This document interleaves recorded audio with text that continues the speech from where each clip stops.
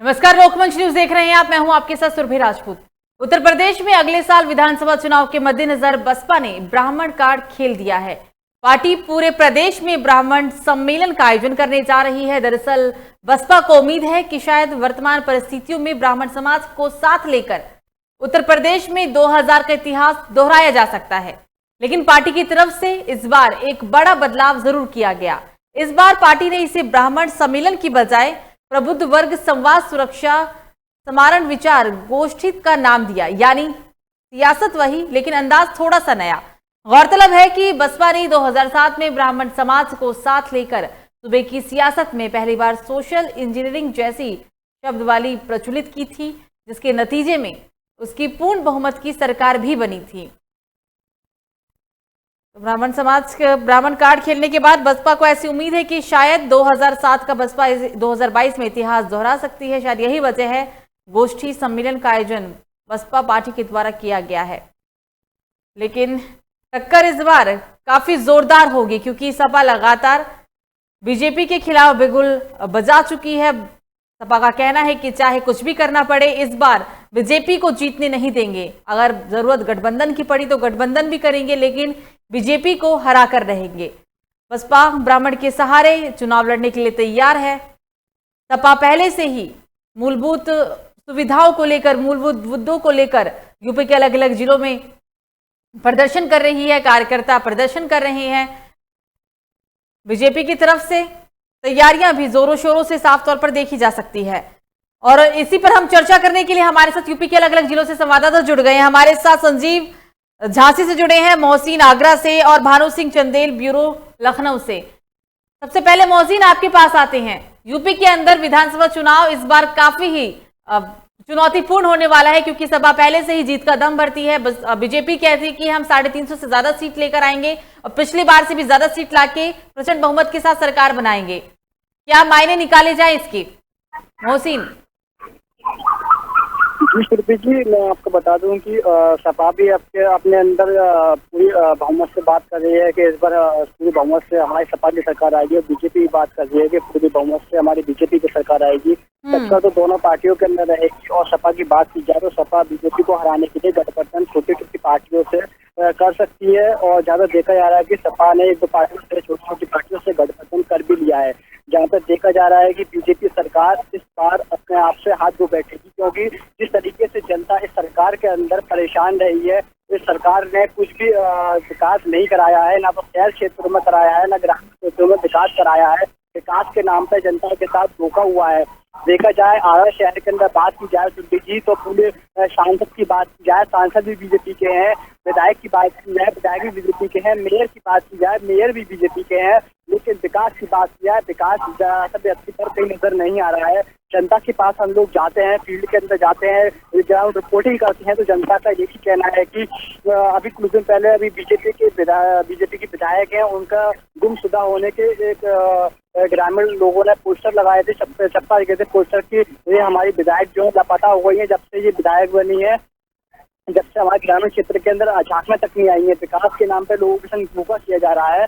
और देखा जा रहा है कि जो भी हम देखते हैं कि पार्षदों की बात की जाए तो पार्षद भी जीतने के बाद भोली भाली जनता की तरफ अपना रुख तक नहीं करते हैं। जीतने से पहले तो क्षेत्रों के अंदर जाते हैं, गली मोहल्लों में जाते हैं, हाथ पैर जोड़ते हैं, उनसे वोट की भीख मांगते हैं। जब जनता उनको जता देती है तो वो जीतने के बाद जनता की तरफ अपना रुख तक नहीं करते हैं। ये सुरभि जी। बिल्कुल मोहसिन बने रहिएगा। सीधा चलते हैं भानु के पास। भानु, इस बार का चुनाव काफी महत्वपूर्ण होगा, क्योंकि बसपा ब्राह्मणों के जरिए ब्राह्मण समाज को साथ लेके चुनाव लड़ने की तैयारी में है। सपा जो है वो मूलभूत मुद्दों को लेकर पहले से ही जनता के बीच जा चुकी है। बीजेपी कहती है कि हम 350 से ज्यादा सीट लेकर आएंगे और एक बार फिर से इतिहास को दोहराएंगे। इस बार का चुनाव किस समीकरण में जाकर सिमटेगा, भानु? जी बिल्कुल, चुनाव किसी समीकरण के आधार पर चले, सरकार कोई बने, सरकार तो बनना चाहिए। लेकिन मैं कुछ आंकड़ों पे वो जोर डाल दूं। लगभग उत्तर प्रदेश राजनीति में ब्राह्मण समुदाय के वोटरों का बहुत बड़ा योगदान होता है, लेकिन ट्रम्प कार्ड होता है चुनाव में। वो आजादी के बाद से लेकर के अब तक की अगर मैं बात करूं तो 21 बार उत्तर प्रदेश में उत्तर प्रदेश जनता ने दिए हैं प्रदेश को, जिसमें 6 बार ब्राह्मण समुदाय के मुख्यमंत्री रहे उत्तर प्रदेश। और 1989 तक देखा जाए उसके 1889 के बाद से हमारे उत्तर प्रदेश में ब्राह्मण समुदाय का कोई भी मुख्यमंत्री नहीं बना है, उनका वनवास चल रहा है। उसके बाद से कांग्रेस पार्टी में जो हमारे ब्राह्मण समुदाय के वोटर्स हैं उनको एक तरह रीढ़ का हड्डी माना जाता था। जब तक कांग्रेस सत्ता में रही तो उसमें बहुत बड़ा योगदान ब्राह्मण समुदाय का होता था। उसके बाद सरकार बसपा की बनी तब ब्राह्मणों ने कांग्रेस ब्राह्मण धीरे छोड़ा और बसपा की तरफ अपना रुख किया, तो बसपा भी ब्राह्मण वोटरों के दम पर अपना वर्चस्व कायम करके प्रदेश में रही है। उसके बाद में जब 2012 में सरकार बनी है अखिलेश यादव की, तो उस समय कुछ ब्राह्मणों का रुझान सपा की तरफ रहा, लेकिन उस समय 22 विधायक समाजवादी पार्टी की सरकार के समय में विजयी हुए थे ब्राह्मण समुदाय से। अब वहीं जब 2017 की मैं बात करूं, 2017 में जब सरकार भाजपा की बनी है तब 56 टोटल 56 विधायक उत्तर प्रदेश में ब्राह्मण समुदाय के चुनकर सदन में पहुंचे हुए थे, लेकिन उसमें से 46 विधायक भाजपा के टिकट पर चुनाव जीते थे, जो कि 2017 में। अब 2022 की मैं बात करूं, 2022 में ब्राह्मण समुदाय का वोटर किस पाले में जाएगा, किस नैया पार लगाएगा, ये बड़ा सवाल खड़ा हो रहा है, जिस पर दांव खेलने के लिए भाजपा सरकार। वोट प्रतिशत की मैं बात करूं, सबसे ज्यादा वोट प्रतिशत आजादी के बाद से कांग्रेस को मिला ब्राह्मण को, उसके बाद भाजपा को गया, लेकिन जिस बार सपा को समर्थन मिला लेकिन उतना नहीं मिल पाया, क्योंकि सपा को बताया जाता है कि मुस्लिम समुदाय की पार्टी, इसलिए ब्राह्मण वोटर्स वहाँ अपना लगाव रखते हैं, पर उतना नहीं रखते हैं। लेकिन ब्राह्मण जिस तरह से भाजपा गवर्नमेंट में ब्राह्मणों ने कम बैक किया, भाजपा की तरफ अपना पूरा रूपरेखा दी, पूरा वोट अपना दिया, उससे साफ साफ प्रतीत हुआ कि भाजपा की तरफ ब्राह्मणों का पूरा रुझान रहा है। लेकिन 2022 का चुनाव अपने आप में एक मिसाल कायम कर रहा है, बड़ी मिसाल तैयार करेगा। ये निश्चित हो रहा है कि उत्तर प्रदेश के करीब 11 से 12 जनपदों में ब्राह्मण समुदाय वोटर्स का जलवा, यानी कि उनका वर्चस्व है, उनका वहाँ पे दबदबा है। जैसे कि हमारे कानपुर आता है, बस्ती आता है, जौनपुर आता है, संत कबीरनगर है, इस तरह से 11 से 12 जनपद जहाँ करीब 15% से ज्यादा ब्राह्मण समुदाय के वोटर्स हैं, यहाँ पर ब्राह्मण वोटरों को रिझाने के लिए सरकार अपना पूरा प्रयास कर रही है। वहीं अगर मैं कांग्रेस की बात करूं तो साल 2018 3 सितंबर 2018 में एक ब्राह्मण सम्मेलन हुआ था, वहां पर कांग्रेस नेता सुरजेवाला ने ये कहा था कि कांग्रेस के डीएनए में ब्राह्मणवाद है, यानी कि कांग्रेस के डीएनए में ब्राह्मण का खून इनका डीएनए है, जिसको लेकर के राहुल गांधी का एक फोटो भी वायरल किया, जनेऊधारी पोस्ट वायरल किया था। तो ये मुल्ला मुलायम सिंह टोपी लगाने से हिंदू मुस्लिम नहीं बन जाता है, मुस्लिम मंदिर में पूजा करने से वो हिंदू नहीं बन जाता है। तो जनेऊ धारण करने से कोई ब्राह्मण नहीं बन सकता और जनेऊ उतारने से कोई ब्राह्मण उसको नकारा भी नहीं जा सकता। ये राजनीतिक ध्रुवीकरण है, जाति ध्रुवीकरण जो चल रही है, जाति समीकरण चल रहे हैं। तो मैं सरकार से निवेदन करता है, बसपा सपा भाजपा कोई भी हो, कृपा करके आप आपस में हिंदूवाद, जातिवाद, मुस्लिमवाद को हटा करके एक इससे हट के राजनीति करें, प्रदेश लेवल राजनीति करें, जनता की विकास राजनीति करें। भाजपा सरकार आई थी, मंदिर वही हम बनाएंगे, तारीख नहीं बताएंगे, चलिए ठीक है, मंदिर का तारीख नहीं बताया, मंदिर का निर्माण शुरू हो गया, करीब 450 सालों के बाद निर्णय भी आया, निर्णय शुरू हो गया। अब क्या करेंगे, सबका साथ सबका विकास था पहले, उसके बाद सबका विश्वास हो गया। अब हालात अगर महंगाई, गरीबी, अर्थव्यवस्था को लेकर देखें या लोगों की परेशानियों को देखें या अपराध को लेकर देखें, तो अब क्या हो रहा है, सबका साथ सबका विकास जनता ने तो आपको दिया, जनता ने आपको साथ भी दिया, आपने विकास तो नहीं किया, लेकिन उसके बाद कहा सबका विश्वास, तो सबके से विश्वासघात जरूर शुरू हो गया। 2022 का चुनाव जिस तरह से सपा ताल ठोक रही, मैदान उतर करके भाजपा घेरने का प्रयास कर रहे, छोटे छोटे दलों से अपना जो गठबंधन कर सकते हैं, वहीं बीएसपी सुप्रीमो मायावती कहना है कि चुनाव में जो लड़ूंगी तो अकेले दम पे लड़ूंगी, मैं किसी गठबंधन नहीं करूंगी। तो ये देखे ना दिलचस्प, गठबंधन करें तो किसी बेस पर करें। इसके पहले भी बुआ भतीजे गठबंधन कर चुके हैं, उसके बाद पंजे का गठबंधन हो चुका, लेकिन सफलता किसी को नहीं मिली। हालात ये हुए कि जो उनकी खुद की रोटी थी वो भी चली गई, उनकी थाली में अगर एक रोटी थी तो वो भी चली गई उनकी। तो सुरभि ये बहुत बड़ी गंभीर विषय उत्पन्न हो रहे हैं, इसमें सोचना होगा, जनता को समझना होगा। और ब्राह्मण के बात, ब्राह्मण देखा जाए तो हिंदू समाज में, चाहे वो किसी भी कौम से आता हो, ब्राह्मण समुदाय, तो ब्राह्मणों का हिंदू समुदाय या हिंदू राज्य में या हिंदू प्रांत में, हमारे देश में बहुत बड़ा योगदान होता है। वो हमारे जीवन के मार्गदर्शक होते, इंसान के जन्म से लेकर मृत्यु तक के ब्राह्मण का ही योगदान में उसके जीवन रहता है, मार्गदर्शक उसके होते हैं। तो मुझे लगता है ब्राह्मणों के बारे में व्याख्यान करना हमारे लिए उचित नहीं होगा। सुरभि बिल्कुल भानु, लेकिन विपक्षी पार्टी भी वो भी छोटे छोटे टुकड़ों में बट चुकी है, क्योंकि बसपा कहती है कि हम गठबंधन नहीं करेंगे, सपा कहती है कि हमें कुछ भी करना पड़े बीजेपी को हराएंगे। और जिस तरीके से एआईएमआईएम की भूमिका रही बिहार चुनाव के दौरान, आपने देखा होगा कि जो पूरा वोट था, जो जेडीयू का वोट था, वो एआईएमआईएम ने काटा है। तो इस बार भी पूरी उम्मीद है कि अगर चुनाव में उतरेगी, क्योंकि जाहिर सी बात है विधानसभा चुनाव लड़ना ही होगा, तो अगर एआईएमआईएम चुनाव लड़ेगी तो मुस्लिम वोट कटेगा। तो फिर ऐसे में क्या मतलब, पूरा फायदा जो है इतना तो तय है कि अगर विपक्षी टुकड़ों में बटा है तो इसका फायदा बीजेपी को ही होगा।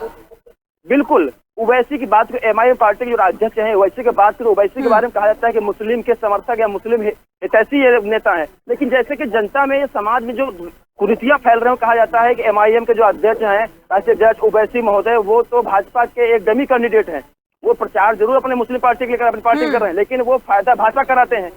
तो इससे मुस्लिम का रुझान ज्यादातर समाजवादी पार्टी की तरफ रहा है, सदैव से रहा है। अब कांग्रेस में भी रहा है, भाजपा तो रुझान कम रहा है। लेकिन आज के माहौल में सरकार बनने के बाद जिस तरह सरकार ने एक तरफ सबका साथ कार्य किया, उससे मुस्लिमों का रुझान भी भाजपा की तरफ है। लेकिन अगर MIM के अध्यक्ष हमारे महोदय उद्दीन ओवैसी अगर चुनाव लड़ते हैं तो निश्चित रूप से सपा का नुकसान करेंगे। खुद की सीटें इनको मिले न मिले वो अलग विषय हो गया, लेकिन ये भाजपा का फायदा निश्चित कराएंगे।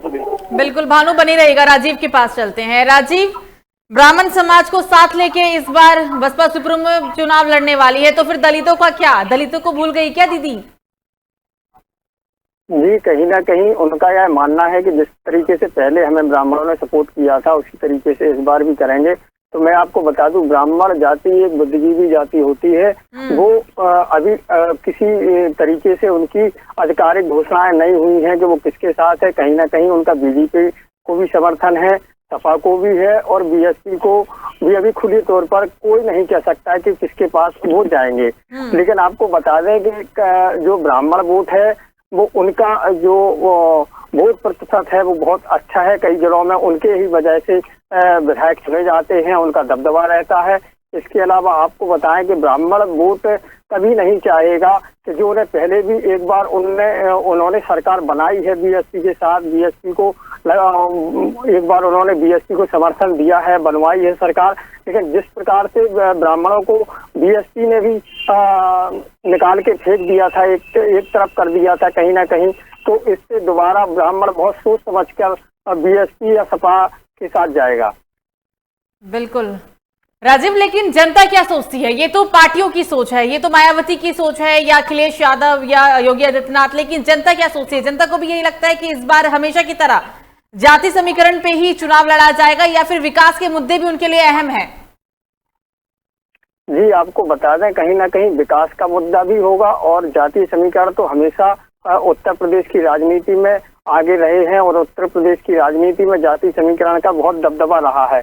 चाहे वो पूर्वांचल की बात करें या बुंदेलखंड की बात करें, झांसी की बात करें तो झांसी में भी लगातार मुद्दा ये रहे हैं। कहीं ना कहीं जो दूसरी कुशवाहा समाज है, इसके अलावा पटेल समाज है, उनका भी दबदबा रहा है, ब्राह्मण समाज भी है। तो कहीं ना कहीं कई विधानसभाओं में जो जातीय समीकरण है वो बहुत ज्यादा उनका दायित्व रहता है, और उन्हीं की वजह से सरकार बनती है। इसके अलावा आपको बताएं कि जो विपक्ष के पास प्रमुख मुद्दा होंगे वो महंगाई, बेरोजगारी और किसान की समस्याएं प्रमुख होंगी। जहां तक बात करें ग्रामीण क्षेत्रों में पानी बिजली को लेकर सरकार घिर सकती है। इसके अलावा गौशालाएं, जो योगी जी ने अहम घोषणा की थी कि हमारी सरकार बनते ही हम गौशालाओं को कायदे से चलाएंगे, और जो भी गाय और आवारा जानवर है, आवारा मवेशी है, वो कहीं ना कहीं सड़कों पर नहीं होंगे। आप देख सकते हैं उत्तर प्रदेश में लगभग प्रत्येक जनपद में लगातार गौशालाओं की जो स्थिति है सामने आती रहती है। सड़कों पर आप देख सकते हैं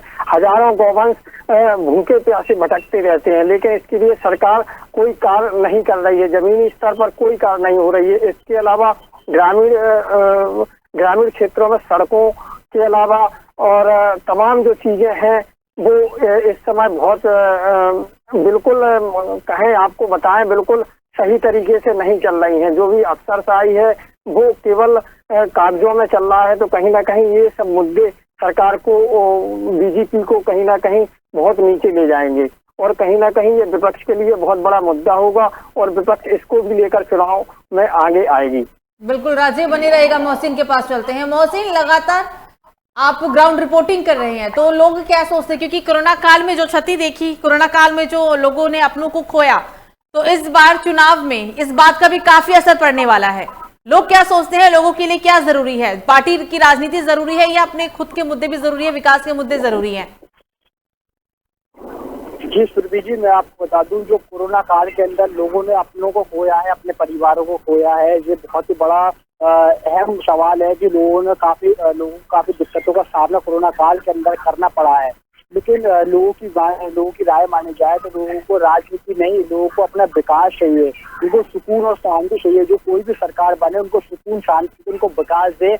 जिस तरीके से सरकार के अंदर महंगाई बढ़ रही है, महंगाई चरम पर है, ये जनता के लिए बहुत बड़ी नुकसान साबित हो रही है। क्योंकि जो मजदूर 100-200 रुपए रोज कमा के अपना पेट भरता है, घर बार भरता है, 100-200 कमा के ले जाता है, जब उसके घर में चूल्हा जलता है। लेकिन बात की जाए महंगाई की, तो महंगाई तो इतनी चरम पे है कि ज्यादातर देखा जा रहा है गरीबों को, मिडिल क्लास लोगों को मरना हो रहा है, क्योंकि लोग अपने घर के अंदर गैस किस तरीके से यूज करेंगे।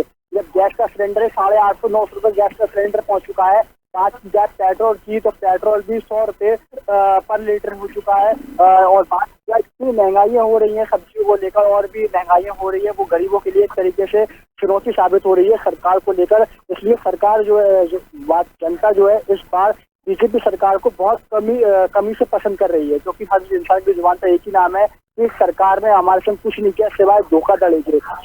माननीय योगी आदित्यनाथ जी ने भी सिर्फ लोगों को विश्वास दिलाया लेकिन काम नहीं किया। माननीय मुख्यमंत्री नरेंद्र मोदी जी ने भी विश्वास दिलाया लेकिन काम नहीं किया।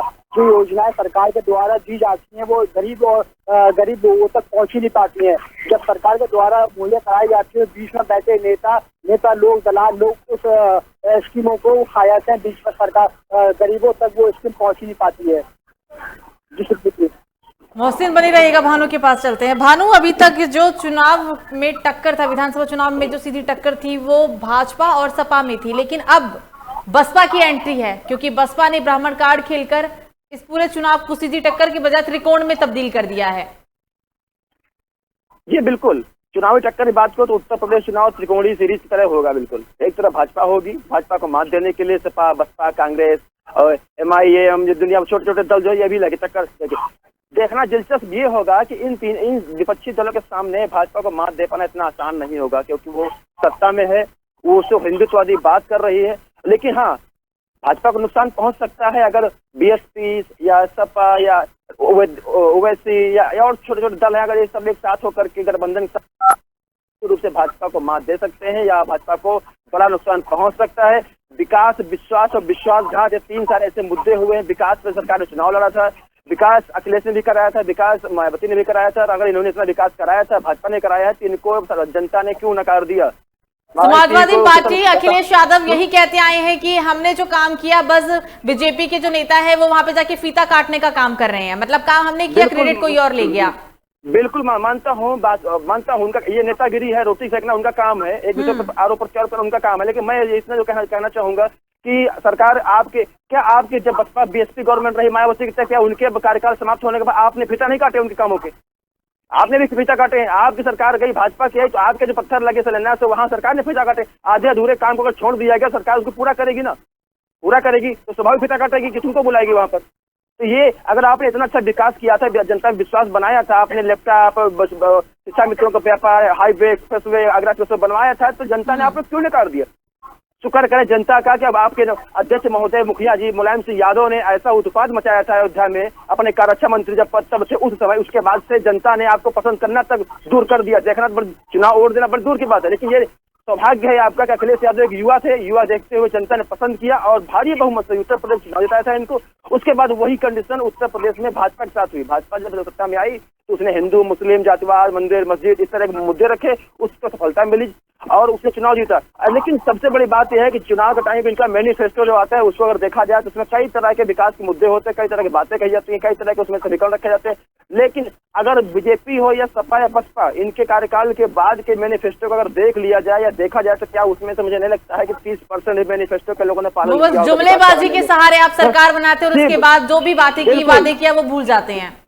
मैं वही कह रहा हूँ ना, सरकार ने कहा था सबका साथ, सबका विकास, सबका विश्वास, ये 3 सब जुड़े थे सरकार में, लेकिन इसमें क्या हो गया? सबका साथ, सबका विकास, सबके साथ विश्वासघात। जनता ने विश्वास किया, आपको वोट दिया, विश्वासघात हुआ। रही बात कोरोना काल की, कोरोना ऐसी वैश्विक महामारी थी, वो किसी को बता के नहीं आई।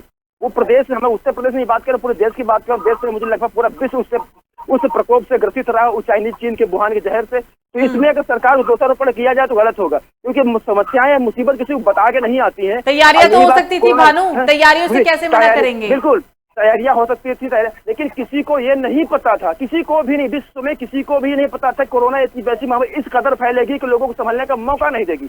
लेकिन उसके बाद में भी सरकार ने या उत्तर प्रदेश सरकार ने या भारत देश की सरकार ने, हमारी सेंट्रल गवर्नमेंट ने जो तैयारियां की उससे मजबूती से की, क्योंकि वहां पर कालाबाजारी शुरू हुई, सरकार की फजीहत होने लगी। सरकार ने विकास को छुपाया, कोरोना की आड़ में अपने आप को बचाने का काम किया है। अब मौतों की बात करें तो कोरोना काल में मौतों का आंकड़ा तो बहुत ज्यादा रहा है, बहुत दर्दनाक रहा, बहुत दुखद रहा, बहुत सारे परिवार लोगों ने अपने घर के लोगों को खोया है। लेकिन अगर इस चीज को सिर्फ उल्टा देखा जाए, जिस तरह लॉकडाउन लगे, कोरोना काल का माहौल रहा, लोग घर से निकलना बाधित किया गया, अगर उसी इतने ही समय में अगर आप जनगणना कर लेते हैं या इसकी काउंटिंग कर लेते हैं कि इससे कई गुना ज्यादा लोगों की हत्याएं होती, लोगों की सड़क दुर्घटनाओं में मौत होती, अकाल मृत्यु होती, तब कोई बोलने वाला नहीं होता है। सरकार की रूपरेखा गलत होती है कुछ जगह पर, लेकिन विपक्षी उसको गलत साबित करने का प्रयास करते हैं।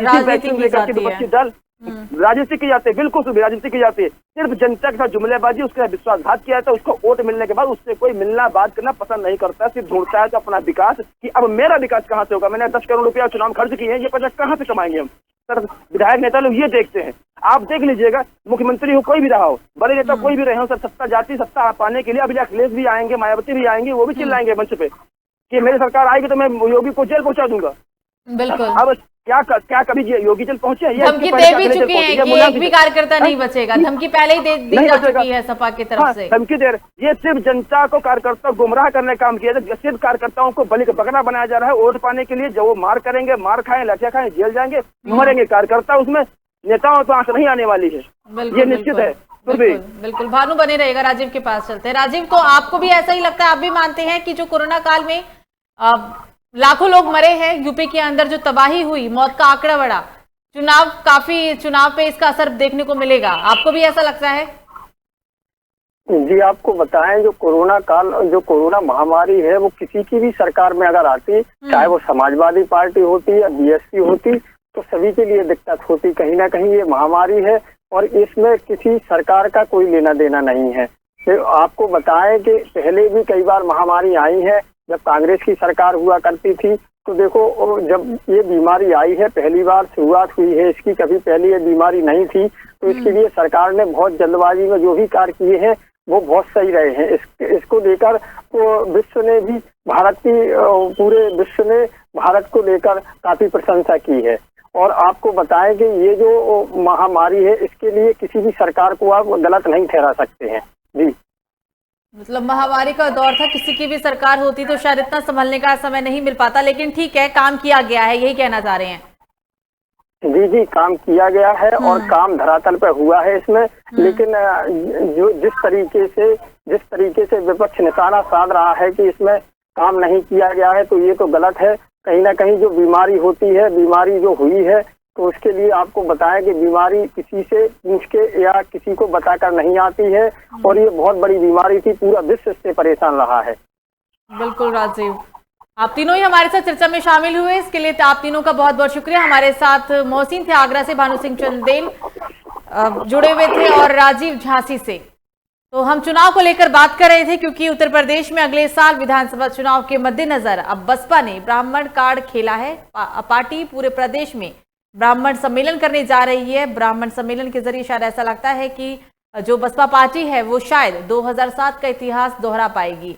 लेकिन देखने वाली बात यह होगी कि आखिरकार यूपी विधानसभा चुनाव में कौन बाजी मारता है और मुख्यमंत्री कौन सी पार्टी का बनता है। फिलहाल अभी के लिए मुझे दीजिए इजाजत। लोकमंच न्यूज पर खबरों का सिलसिला जारी रहेगा। नमस्कार।